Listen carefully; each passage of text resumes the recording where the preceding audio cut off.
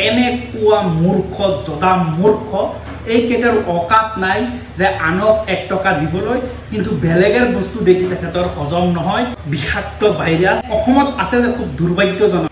এই দুইজন ব্যক্তিক দেখিব পাৰিছে, এই দুইজন ব্যক্তি এই অসমীয়া জাতিৰ বাবে এটা ভাইৰাছ। এইকেইটা হৈছে ভাইৰাছ, অসমীয়া জাতিৰ বাবে বিষাক্ত ভাইৰাছ।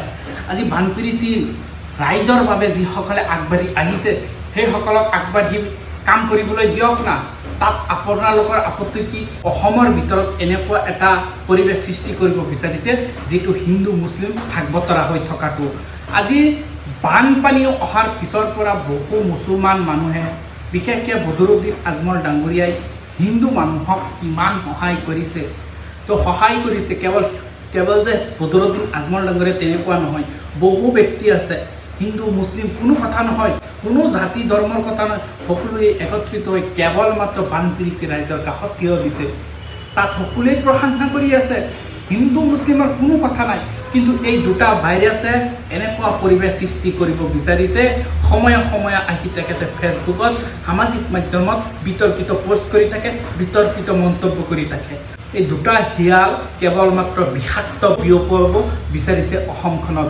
কিন্তু অসমীয়া জাতিয়ে খুব সুন্দৰকৈ ভালকৈ জানে তহঁত দুজন বিষাক্ত ভাইৰাছ, আৰু সেই ভাইৰাছবোৰক অসমীয়া জাতিয়ে ভালকৈ চিনি পায়। বিকাশ শৰ্মা কৈছে আজমলে দিয়া টকাৰে মন্দিৰ কিয় বনাব? তেখেত আহি ইয়াৰ ভিতৰত সোমাই এনেধৰণৰ মন্তব্য কৰিছে।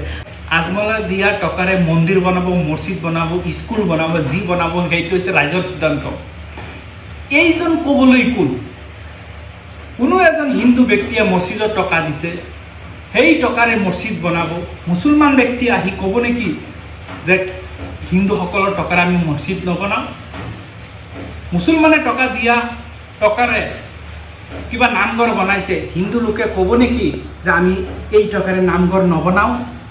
এই ধৰণৰ কথা বতৰা হৈছে এই ধৰণৰ ভাইৰাছৰ ভিতৰৰ পৰাহে ওলায়। এই সত্যৰঞ্জন আৰু চিকা শৰ্মা অসমৰ বাবে ভয়ংকৰ এটা ভাইৰাছ। জাতি ধৰ্মৰ ভেদাভেদ তেখেতে বিচাৰে, তেখেতে মিলা প্ৰীতি নিবিচাৰে, কেৱল মাত্ৰ বিশৃংখলা সৃষ্টি কৰিব বিচাৰে এই দুটা ভাইৰাছে। এই দুটা ভাইৰাছে যেতিয়া বিপদত পৰিব তেতিয়া মানৱতা কি বস্তু সেইসকলে বুজিব পাব।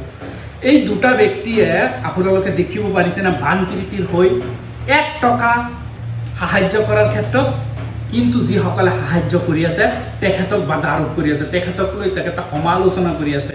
এনেকুৱা মূৰ্খ জদা মূৰ্খ এইকেইটাৰ অকাত নাই যে আনক 1 টকা দিবলৈ, কিন্তু বেলেগৰ বস্তু দেখি তেখেতৰ হজম নহয়। বিষাক্ত ভাইৰাছ, এই বিষাক্ত ভাইৰাছে অসমীয়া জাতিৰ বাবে খুবেই অসমত আছে যে খুব দুৰ্ভাগ্যজনক। কোনেও কৰিব নোৱাৰা কাম দুজন ব্যক্তি কৰি দেখাইছে। এই বানপীড়িতৰ মাজত এই বানপানীয়ে যি পৰিস্থিতি অসমত দিছে, সেই পৰিস্থিতিৰ ক্ষেত্ৰত আপোনালোকে চাওক এই দুজন ব্যক্তি, বিকাশ অসম আৰু শুকুৰ আলীয়ে। বিকাশ অসমে হাতত কুৰআন লৈ মছজিদৰ ভিতৰত প্ৰৱেশ কৰিছে, কুৰআন শ্বৰীফ দান দিছে, মছজিদৰ ভিতৰত সোমাই চাফ চিকুণ কৰিছে, বিভিন্ন সামগ্ৰী যি লাগতিয়াল সামগ্ৰী আছে মছজিদৰ ভিতৰত দিছে। ঠিক সেইদৰে এইজন শুকুৰ আলীয়ে মন্দিৰৰ ভিতৰত প্ৰৱেশ কৰি মন্দিৰ চাফ চিকুণ কৰিছে, নিজে আজি মন্দিৰৰ ভিতৰত সোমাই যিবোৰ চাফ চিকুণ আছিল, যিবোৰ কাম আছিল তেখেতে নিজেই কৰি দেখুৱাই আছে। অসমবাসীয়ে এই দুইজন ব্যক্তিক লৈ গৌৰৱান্বিত অনুভৱ কৰিছে। এই দুইজন ব্যক্তি এই অসমখনত সমাজৰ ভিতৰত এনেকুৱা এটা বাৰ্তা দিছে, যিটো বাৰ্তাই হিন্দু মুছলিমৰ ভাতৃত্ববোধ যিটো সেইটো যাতে অধিক শক্তিশালী হয়, সেয়াৰ ক্ষেত্ৰত কিন্তু অনাগত দিনৰ বাবে তেখেতে যি মেছেজটো দিছে ৰাইজৰ বাবে, এই অসমবাসীৰ বাবে ভাল এটা সুন্দৰ পদক্ষেপ। কাৰণ এসময়ত আমি দেখা পাইছিলোঁ কিছুদিন আগত উজনি অসমত সাম্প্ৰদায়িক কথা বতৰাৰে মাৰিম কাটিম পিটিম খেদিম বিভিন্ন ধৰণৰ তুচ্ছ তাচ্ছল্যৰে ভাষাবোৰ কথা বতৰাবোৰ উত্থাপন হৈছিল। কিন্তু বৰ্তমান বানপানী অহাৰ পিছৰ পৰা এনেকুৱা পৰিৱেশ সৃষ্টি হ'ল, হিন্দু কোন মুছলমান কোন কোনো ভেদাভেদ নাই, সকলোৱে একত্ৰিত হৈ কেৱল মাত্ৰ মানুহ হৈ মানুহৰ কাম কৰি আছে। তো এই যি পৰিৱেশ আমি বৰ্তমান দেখা পাইছোঁ, এই পৰিৱেশটো যদি সদায় অসমখনত থাকে, এই সোণৰ অসমখন কিমান উজ্বলি থাকিব। তো সকলোৱে যাতে এই ধৰণৰ মিলা প্ৰীতিটো সকলোৰ ভিতৰত এটা ভাতৃত্ববোধ সদায় সৃষ্টি হৈ থাকিব লাগে, সদায় মানুহ হৈ মানুহৰ লগত কাম কৰাটো সঠিক। তো বিকাশ অসম আৰু শুকুৰ আলীয়ে যি কাম কৰিছে সকলোৱে অসমবাসীয়ে প্ৰশংসা কৰি আছে। আজি চাওক যে শুকুৰ আলীৰ নিচিনা, শুকুৰ আলীতকৈ আৰু বহু ধনী ধনী ব্যক্তি আছে, কিন্তু শুকুৰ আলীৰ নিচিনা মানুহে কাম কৰিব পৰা নাই। মই এখৰে কথা দিছো, মই এখৰে মেৰামতি কৰাৰ কাৰণে লেবাৰ আনি আছো, মই কৰি দিম। ঠিক আছে, মই কৰি দিম, মই যিমান পাৰো চেষ্টা কৰিম। কোনেও কৰিব নোৱাৰা কাম শুকুৰ আলী কৰি দেখুৱালে। উজনি অসমত বানক্ৰান্ত ৰাইজৰ কাষত থাকি তেখেতে কাম কৰি আছে। তেখেতে এজন ব্যক্তিক প্ৰতিশ্ৰুতি দিছিল যে এখন ঘৰ সাজি দিবলৈ, তেতিয়া তৎক্ষণাৎ তেখেতে যেনেকেই পাৰে এই ঘৰটো সাজি উলিয়াই দিছে। আৰু তেখেতে সংবাদ মাধ্যমৰ আগত তেখেতে স্পষ্ট ভাষাৰে প্ৰকাশ কৰিছিল, আমাৰ টকা নাই, আমি হয়তো সহায় কৰিব নোৱাৰোঁ, কিন্তু আমি শ্ৰম দি হ'লেও মানুহৰ লগত যিমান চেষ্টা কৰিব লাগে আমি চেষ্টা কৰি যাম। টকাত আমাৰ পইচা পাতি নাই, সেইটো সকলোৱে জানে আমি দুখীয়া মানুহ। আৰু মোৰ বহুত কেইটা কেছ এজাহাৰ দি মোক মানে বহুত হেৰেচমেণ্ট কৰি আছে। তথাপি আমাৰ পইচা নাই, কিন্তু মন আছে।